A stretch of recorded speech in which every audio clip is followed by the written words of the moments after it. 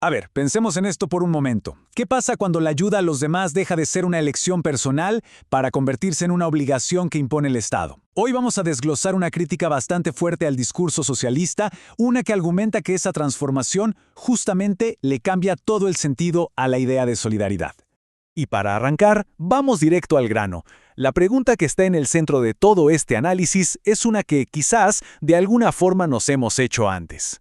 ¿Dónde está la línea que separa la solidaridad de la imposición? Esa es precisamente la tensión que vamos a explorar. Bien, el punto de partida del argumento es que existe un conflicto fundamental entre dos esferas que a primera vista no parecerían opuestas. Por un lado, nuestra ética personal y por el otro, la gestión del Estado. Y aquí se ve clarísimo. La premisa central del texto que analizamos es que conceptos como el bien común han sido, digamos, desplazados. Han sido sacados de su cancha original.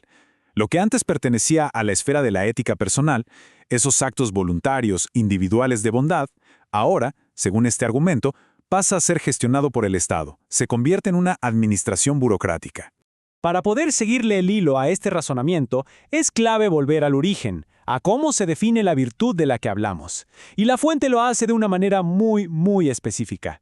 La caridad no es solo ayudar. No, se la define como un acto de soberanía. Ojo con esa palabra. La definición base que nos da el texto es bastante directa. Caridad es un acto voluntario de ayuda al prójimo. Pero aquí, la palabra que lo cambia todo, el eje de este análisis, es voluntario. Hay que quedarse con esa idea, porque es la que sostiene todo lo demás. Y eso nos lleva a esta frase, que es potentísima y central en el argumento. Describe la caridad como un acto de soberanía individual. ¿Qué quiere decir esto? Pues que es una decisión libre, autónoma sobre los propios recursos. Esta idea es la base sobre la que se va a construir toda la crítica. Ok, entonces, si partimos de que la caridad es un acto individual y soberano, la pregunta cae por su propio peso. ¿Qué pasa cuando eso cambia? Y aquí es donde entramos a analizar lo que el texto llama la imposición del bien. Un concepto fuerte, sin duda. Esta es la pregunta del millón, la que dispara toda la crítica.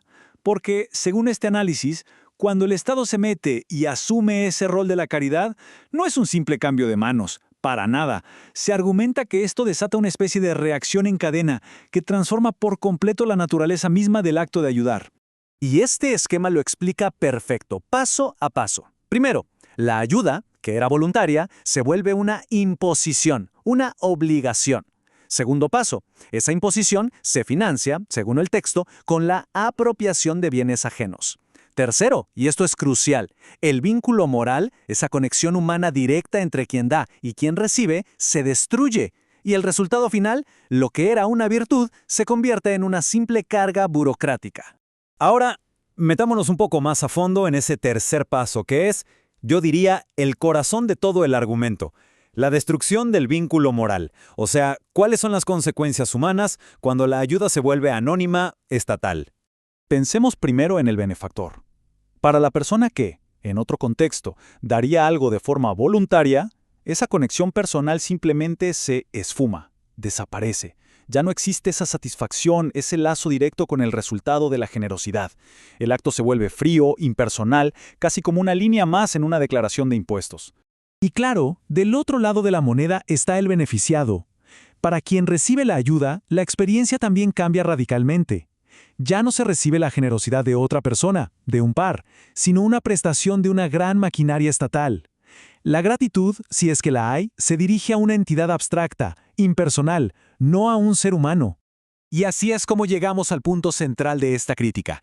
El acto virtuoso de la caridad se va diluyendo en todo el proceso. Se transforma, según esta perspectiva, en una simple carga burocrática, una transacción administrativa más, perdiendo por completo su esencia moral y humana.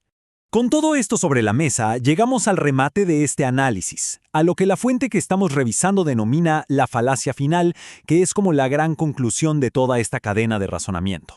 Y aquí está, resumido de una forma muy contundente. La falacia, según esta crítica, es la idea misma de practicar la caridad con recursos ajenos. El argumento es bastante simple. Si el acto no es voluntario y no sale de los propios recursos, ¿se le puede seguir llamando caridad en su sentido original y virtuoso? Y cerramos con esto volviendo al dilema del principio, pero ahora con una nueva profundidad. El análisis nos deja con esta pregunta para la reflexión. ¿Puede la solidaridad, por su propia naturaleza, ser obligatoria? Esa es la cuestión de fondo que plantea esta deconstrucción del discurso.